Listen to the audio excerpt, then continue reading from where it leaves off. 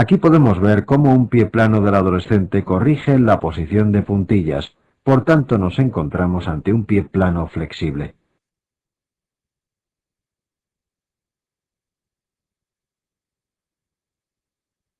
Si corrige al realizar una dorsiflexión del primer dedo del pie, o test de Jack, equivale al test de puntillas y también indica pie plano flexible. Tumores. El siguiente tema que nos ocupa es el tema de tumores. Suele ser un capítulo bastante difícil en la mayoría de los libros, pero si tenemos claro una serie de nociones a la hora de su estudio y sabemos que hay que buscar en una hipotética pregunta o caso clínico para poder resolverlo, podemos ser mucho más efectivos que si pretendemos el estudio de los tumores uno por uno. Nos centraremos, pues, en el estudio de cómo resolver casos clínicos. Veremos las características de algunos tumores más específicos y estudiaremos aquellos que son más frecuentes. Casos clínicos. Para resolver un hipotético caso clínico, como decíamos anteriormente, debemos ser muy sistemáticos e ir directos a buscar las referencias en cuanto a la localización, la edad y las características radiológicas.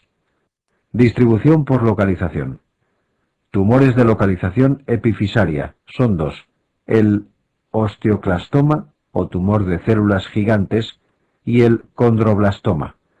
El primero es el único que es más frecuente en mujeres y se caracteriza por su aspecto multiloculado en la radiografía, mientras que el condroblastoma es un tumor de estirpe condral típico de adolescentes. Tumores de localización diafisaria son 5 y se pueden resumir con una pequeña regla mnemotécnica. Gemma trabaja en el día. Granuloma eosinófilo, sarcoma de Ewing, mieloma múltiple, metástasis y adamantimoma. En la zona metafisaria podemos encontrar el resto de tumores que no hayamos comentado en las otras dos localizaciones.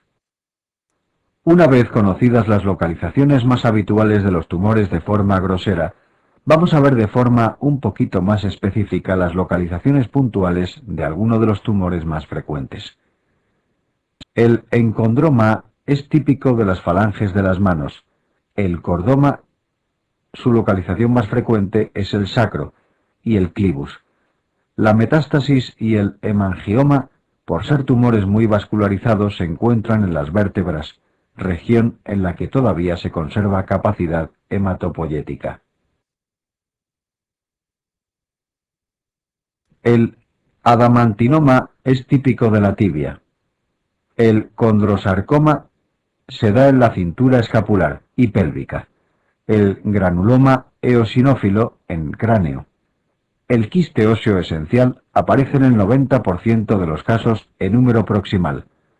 El sarcoma de Ewing es un tumor diafisario, generalmente de tibia o fémur. El osteoma osteoide típico en la región del fémur proximal, sobre todo en la zona del cuello, y en elementos vertebrales posteriores, al igual que el osteoblastoma. Distribución por edad. En cuanto a la distribución por edades, podríamos simplificar la siguiente diapositiva diciendo que, por debajo de 3 años, el tumor más frecuente son las metástasis del neuroblastoma. Por debajo de 20 años encontraremos sobre todo tumores benignos y dos malignos, el sarcoma de Ewing y el osteosarcoma. Y por encima de los 50 años habrá que buscar fundamentalmente tumores malignos, excepto el sarcoma de Ewing, que no aparece en este grupo de edad. El osteosarcoma tiene un segundo pico de incidencia por encima de los 50 años, como degeneración de un Paget, 1% de los casos, siendo en este caso bastante más agresivo que el osteosarcoma primario. Distribución por características radiológicas.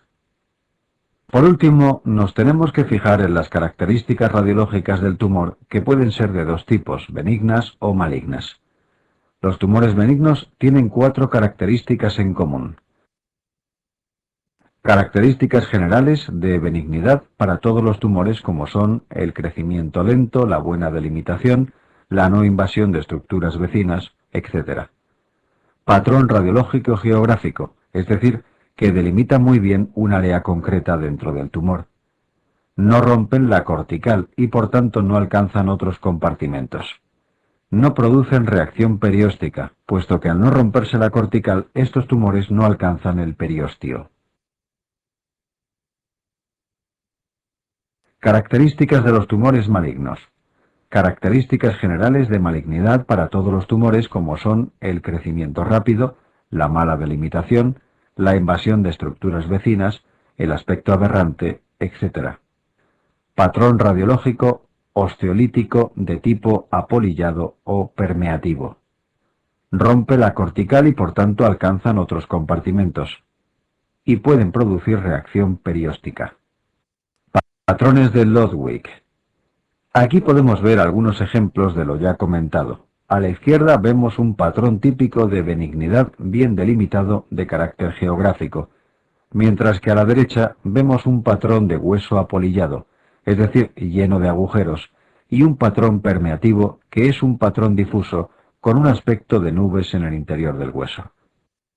Ejemplo de patrón geográfico, en este caso, un pseudotumor, puesto que no es un tumor como tal, entendiendo por tumor una proliferación celular atípica, sino que es un defecto fibroso de osificación a nivel de la zona cortical. Patrón maligno apolillado. Patrones de reacción perióstica. En cuanto a los tipos de reacción perióstica, lo primero que hay que saber es que cualquier tumor maligno puede provocar cualquiera de los tres tipos de reacción perióstica que existe, pero hay una serie de asociaciones típicas como son la reacción perióstica en sol naciente y el triángulo de Codman con el osteosarcoma, mientras que la reacción en capas de cebolla se asocia fuertemente con el sarcoma de Ewing. Los tumores benignos, al no romper la cortical, como ya hemos comentado, no alcanzan el periósteo y no producen reacción perióstica, aunque sí pueden producir insuflación o incluso adelgazamiento de la cortical.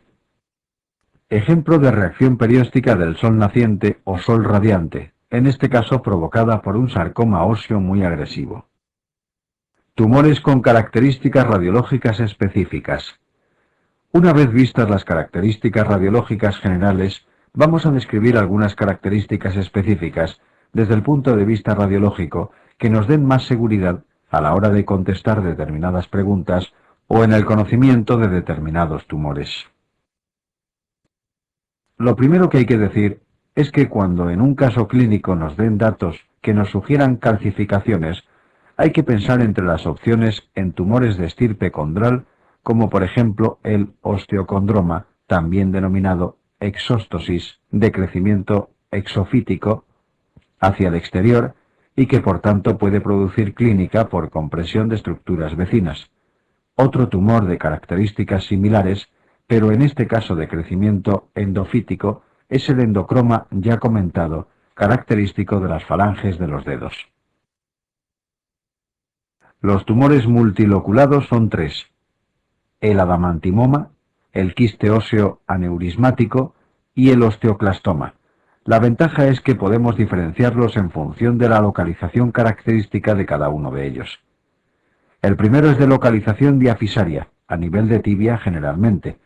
El segundo es típicamente metafisario, mientras que el osteoclastoma es epifisario, pero comparten una serie de características en común, además del patrón multiloculado o en pompas de jabón, y es que son muy recidivantes, agresivos aunque no de celularidad maligna, y está contraindicado en ellos la radioterapia por el riesgo de malignización.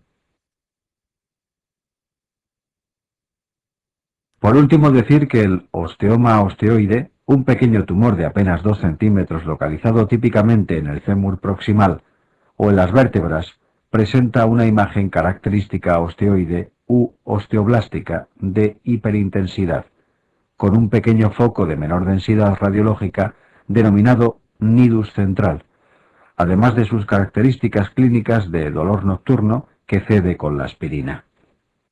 Imagen de un osteocondroma solitario a nivel de húmero proximal y tibia proximal. Pueden observarse perfectamente las zonas de mayor densidad radiológica puntiformes que corresponden a calcificaciones dentro del tumor. Quiste óseo aneurismático de cabeza de peroné. quiste óseo aneurismático a nivel de la escápula con la imagen posterior a la resección. Como puede verse, a pesar de no tratarse de un auténtico tumor, se comporta de forma muy agresiva, por lo que se debe realizar una resección marginal.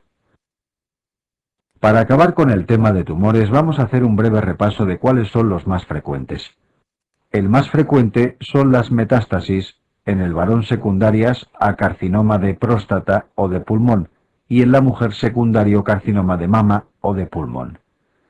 El tumor primario más frecuente es el osteocondroma.